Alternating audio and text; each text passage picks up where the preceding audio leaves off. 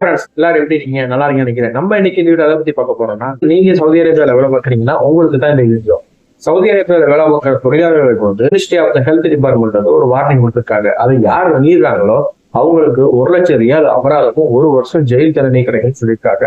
அதை பத்தி நம்ம இந்த வீடியோ பார்க்க போறோம். வாங்க இப்ப வீடியோக்குள்ள போவோம். நீங்க இப்பதான் நம்ம சேனலுக்கு புதுசுனா சேனலை சப்ஸ்கிரைப் பண்ணுங்க, லைக் பண்ணி உங்க ஃப்ரெண்டுக்கு ஷேர் பண்ணுங்க, மறந்துடாதீங்க.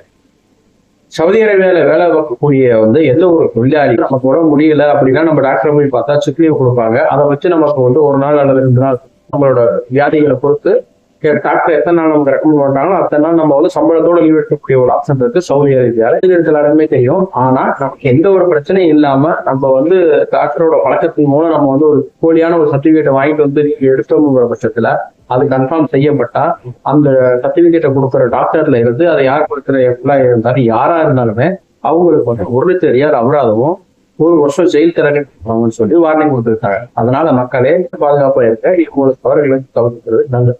மேல இது உங்களுக்கு தேவைப்படாலும் உங்க நண்பர்கள் யாராவது சோதனை எடுத்து அவங்களுக்கு ஷேர் பண்ண அவங்களுக்கு